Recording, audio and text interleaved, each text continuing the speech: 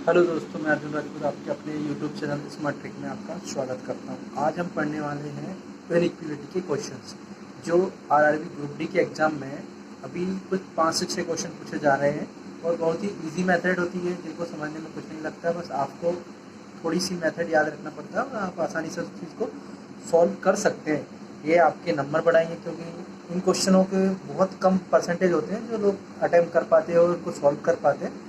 अगर आप इन चीज़ों को सीख जाते हैं तो कहीं ना कहीं आप अपने नंबर को अच्छे स्कोर कर पाएंगे और आपका एक अटैम्प्ट क्वेश्चन होता है वो भी कहीं ना कहीं अच्छा हो पाएगा। चलिए हम इन चीज़ों को, इनके रूल को सीखते हैं। ओके, चलिए हम स्टार्ट करते हैं क्वेश्चन को। जैसे कि आप फर्स्ट क्वेश्चन देख रहे हो, ये लिखा है कि सबसे पहले हम इन चीज़ों को सीख लेते हैं कि ये जो साइन लगे हुए हैं ये होते क्या है। तो हम फर्स्ट ऑफ ऑल यहाँ देख लेते हैं कि ये जो चीज़ होता है, अगर ए और बी के बीच में ये साइन लगा हुआ था तो ये जो है ओपन गेट होता है ए के लिए, और ये बी के लिए जो होता है वो क्लोज गेट होता है। मतलब ए जो है बी की साइड तो जा सकता है पर बी जो है वो ए की साइड नहीं आ सकता है।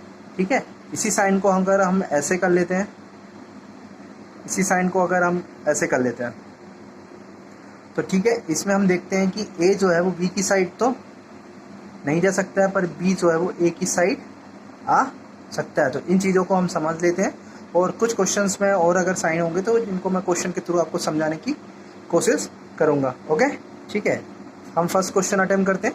जैसे कि फर्स्ट ये क्वेश्चन लिखा है कि आप जो आपको दिख रहा होगा, तो ये आपको ऐसा क्वेश्चन लिखा आएगा जिसमें एग्जाम में आपको ये 4 ऑप्शन दिए रहेंगे, जिसमें से आपको मतलब देखना है कि ये जो है ये कौन कौन से इसको फॉलो करते हैं। ठीक है, यहाँ जो लिखा हुआ है ए ग्रेटर देन ए ओपन सी, मतलब ये लिखा हुआ है ए ओपन सी, मतलब ए जो है वो सी की साइड जा रहा है। तो हमको इस क्वेश्चन में मैच करना है कि ये पॉसिबल है या नहीं है। अगर होता है तो हमको इसको राइट ट्रिक करना है, अगर नहीं होता है तो इसको हम क्रॉस कर देंगे। ठीक है, यहाँ से हम देखते हैं कि ए जो है वो बी की साइड तो जा रहा है, बी जो है सी की साइड जा रहा है। तो इस जगह से हम देख सकते हैं कि ए जो है ए की साइड, बी की साइड ओपन गेट है तो ए जो है वो बी की साइड चले जाएगा, बी जो है वो सी की साइड चला जाएगा। मतलब ए जो लिखा हुआ है वो कहीं ना कहीं हमारी सही है। ठीक है, इसलिए इस चीज़ को हम फॉलो कर लेंगे। ऐसे ही हम सेकेंड देखेंगे कि ए क्लोज गेट सी, मतलब सी जो है वो ए की साइड आ रहा है। हम देखेंगे सी जो लिखा है सी की साइड बी जो है वो क्लोज गेट है, मतलब सी जो है बी की साइड नहीं आ पा रहा है। अगर वो यहाँ नहीं आ पा रहा है तो ए की साइड तो किसी कंडीशन में नहीं आ पाएगा। तो ये जो साइड लिखी है, ये जो लिखा हुआ है ये कहीं ना कहीं रॉन्ग हो जाएगा। ठीक है, अब हम देखते हैं ऑप्शन नंबर सी।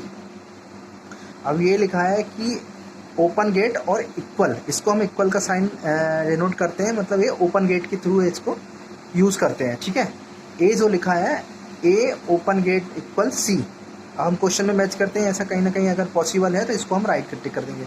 फिर हम क्वेश्चन को देखते हैं कि A open get V, V open gate equal सी।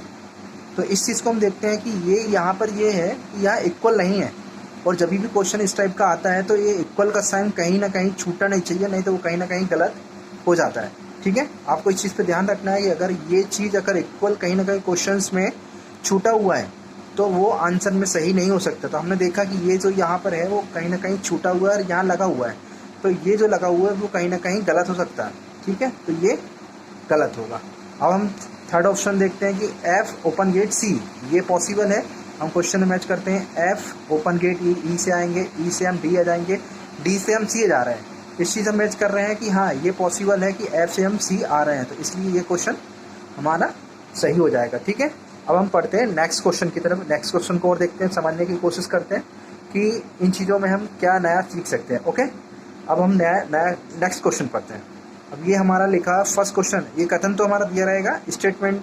ठीक है, ये निष्कर्ष भी लिखा रहेगा। ठीक है, अब हमको समझना है कि जो निष्कर्ष लिखे हुए कथन से मैच करते हैं या नहीं करते। अगर करते हैं तो हमको राइट टिक करना है। ओके, आपको फर्स्ट ऑप्शन मैच करना है कि C T open gate N, अगर ये क्वेश्चन में कहीं ना कहीं पॉसिबल है आपको ये चेक करना है।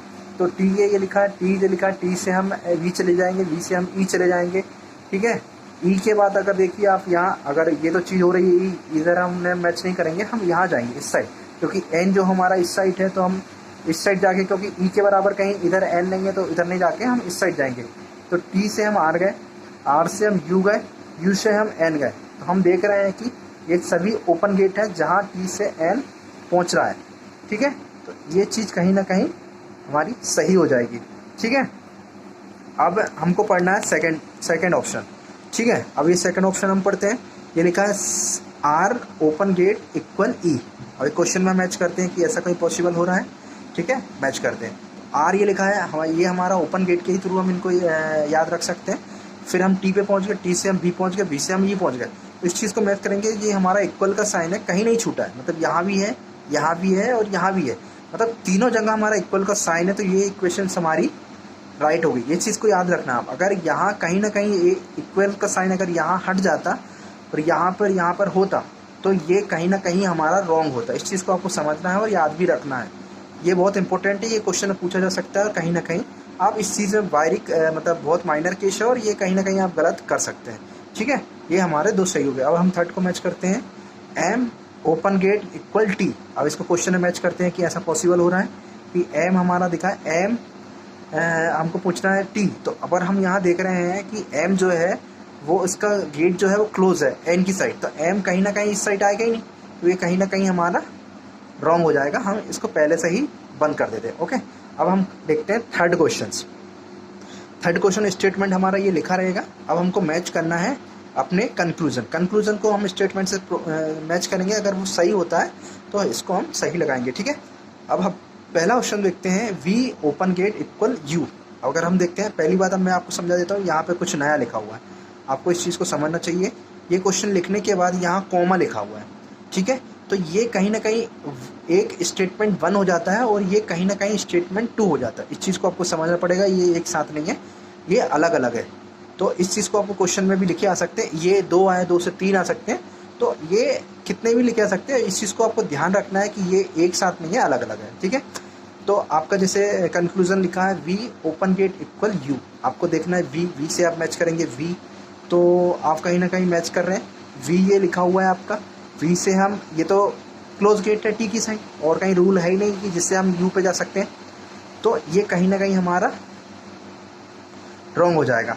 ठीक है, इस चीज़ को हम यहाँ से समझ सकते हैं। अब हमारे क्या लिखा है, आर ओपन गेट वी, ये चीज़ आपको मैच करना है कि आर ओपन गेट वी।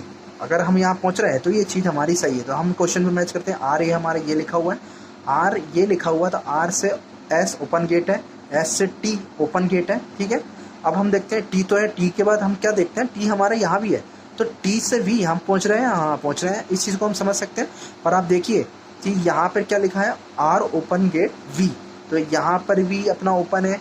ठीक है, यहाँ भी अपना ओपन है और यहाँ भी अपना ओपन, तो ये चीज़ हम समझ सकते हैं, ये हमारी सही है।